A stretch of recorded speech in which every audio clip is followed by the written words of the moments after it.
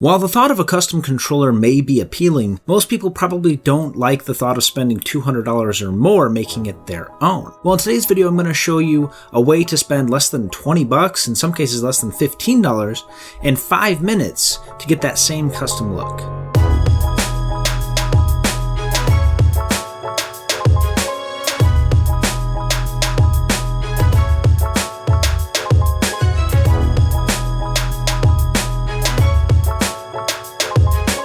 Today we're going to be showcasing two products from the Amazon online retailer ExtremeRate. Both of these products retail for less than $15, and the examples I'm going to be using in this video are for the Xbox One Elite controller, but the disassembly and swap process is exactly the same for the non-Elite controllers, so you can follow along with that guide even if you don't have an Elite controller. And they also sell PlayStation peripheral replacement parts, including a illuminated button set, so you take out your existing PlayStation buttons and replace them with transparent ones that actually light up. So some really cool stuff. You should check out their shop over on Amazon.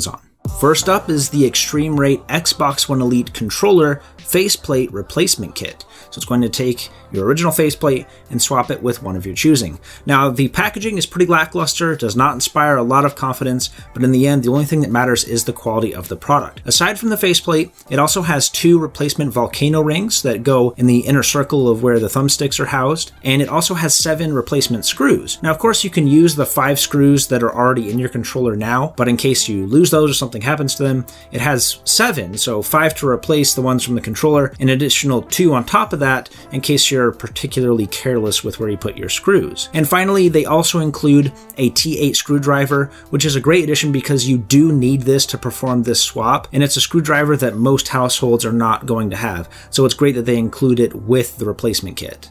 And then we have the ExtremeRate Accent Replacement Kit. So you're going to have 4 replacement volcano rings here. Even though there are only 2 on the controller, they provide you with 2 of your choosing, and then another 2 just in case you somehow manage to break the ones that you're replacing, which does happen. They're pretty fragile, and as far as the entire process goes, these are the things that are most likely to break, so it's nice to see that they include 2 additional rings just in case. They also include 2 profile switches. This would be kind of difficult to break, but just in case you do or you lose it, they provide an extra one there as well. And on top of the volcano rings and the profile switch, you also get another T8 screwdriver and a plastic prying tool, which you don't need, but it definitely helps with removing the faceplate. I don't know why this isn't included in the faceplate replacement kit, because it's the same process, but it's nice to see it here. Again, not required, but it does make the job a little bit easier. That's basically all the kit includes, but now I'm going to walk you through the process of actually replacing these components. So the first thing you're going to do is remove the grips from the back.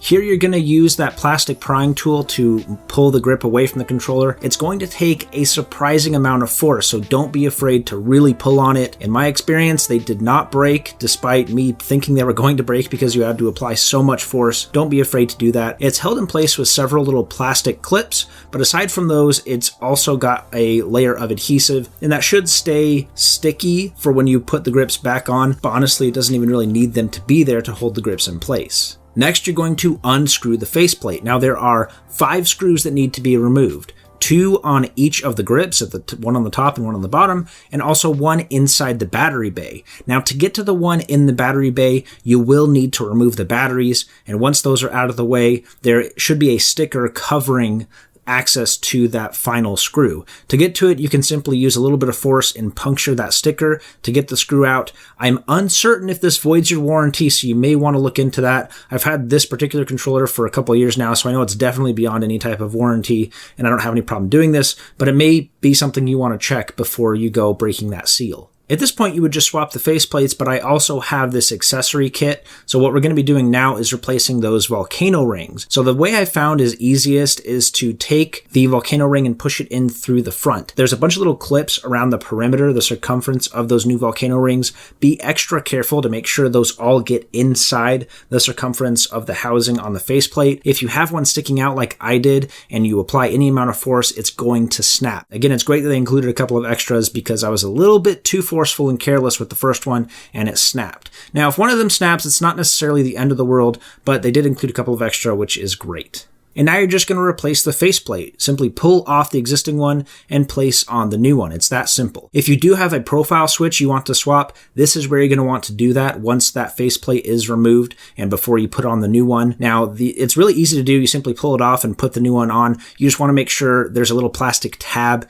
that is facing in the correct orientation so you have the profile switch facing the right way. And then just reassemble the controller. It's basically the opposite order you did everything in. Screw all those screws back in. You can use the ones that were included in the kit. I went ahead and just used the ones that were on the controller before, and I'll save these screws for another occasion. And then you pop in the batteries, put the battery cover back on, and you should be good to go. I was really surprised by the quality of the components. I like the faceplate especially. It's got this nice soft touch texture over it. And if you don't like this blue translucent finish, they have other translucent colors that you can choose from, as well as solid colors, patterns, and graphics. Again, not just for the Elite controller, but your standard Xbox One controller and PlayStation as well. The kits all include the materials that you need to perform the swap. I like that they included so many extra parts. As you saw, I actually needed a couple of them, so that was a great experience there. The packaging does not inspire a lot of confidence, but I can assure you that the product actually works. You don't need any real experience in this area. It takes just a couple of minutes.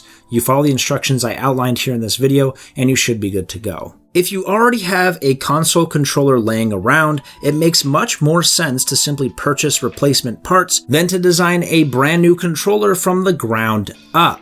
You can have, in just a matter of minutes, a brand new looking and feeling device with your own custom spin on it and potentially save quite a bit of money in the process. Well, if you enjoyed this video and or found it insightful or helpful, then please consider giving it a like and consider subscribing so you know when our new content is ready to watch. If you want to be alerted when those videos are ready, then hit that bell icon as well. And while you're down there, check out the video description where you'll see entries to our giveaways. We're doing one that ends on the 30th of this month.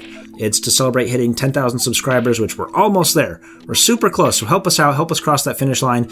If you want to see other product reviews or you want to see us customize a controller from the ground up, then you can check out these other videos here.